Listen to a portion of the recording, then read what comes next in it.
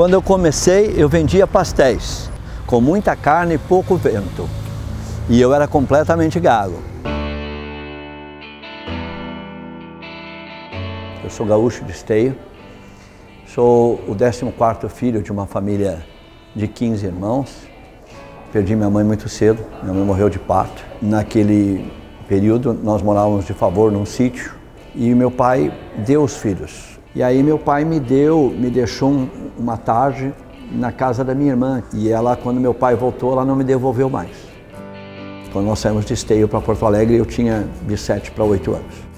Ela perdeu o emprego na Varig, ela trabalhava, e começou a fazer pastéis.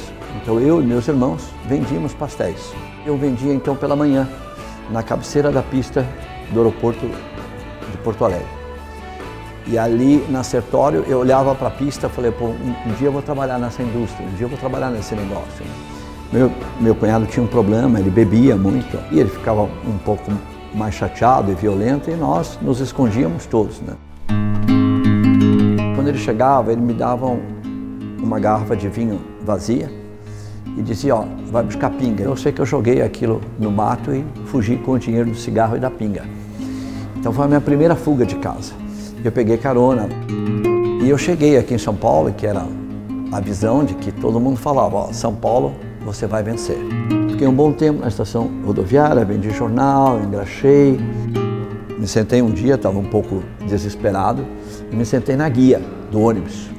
E ali eu conheci um senhor, um militar da aeronáutica, ele estava aposentado já, e eu contei minha história para ele. Então ele me levou para a casa dele. Mas eu sempre estava com o meu pé na rua. Eu sempre fui muito, não que eu fosse fujão, eu era um pouco aventureiro. Vim parar no Copacabana Palace. E ali na frente eu fiz uma espécie de meu ponto. Eu lavei carro ali, eu guardei carro ali. E aí eu conheci um guia turístico, da Estela Barros Turismo. E eu fiz uma amizade com ele. E aí ele disse, olha, se você quiser um emprego fixo, eu arrumo para você. Então eu tinha minha carteira, não era muito problema. Levei para a vovó Estela e depois de uns 4 meses, talvez ela descobriu que eu não tinha onde morar. Que eu morava de favor ali ou aqui. Aí ela me deu então um sofazinho. Essa é minha santa, santa de virgens, é a santa dos pobres e dos endividados.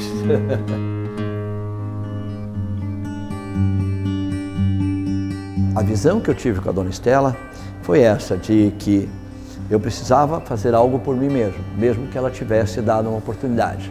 É a melhor universidade do mundo, é a universidade da rua, sem dúvida alguma. Não recomendo ninguém fugir de casa. O que eu recomendo é que as pessoas não esperem pelas outras. O que eu recomendo é que você tem que ter atitude, tem que ter ação, tem que ter visão, mesmo que você não tenha uma formação. E aí a gente foi fazendo a nossa vida. Até que eu conheci a minha mulher que trabalhava comigo no banco, né? Falei, bom, aqui eu acho que chegou o meu momento de fazer minha vida. Então a gente namorou 3 meses, 3 meses casou.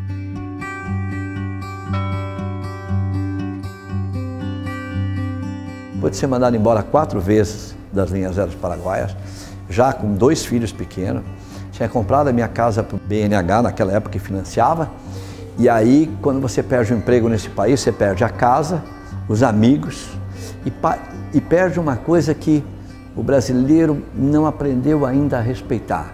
Parece que quando você perde o emprego, você perde toda a sua integridade. Ele estava velhinho, mas isso representa exatamente o que eu sou. Tá bom?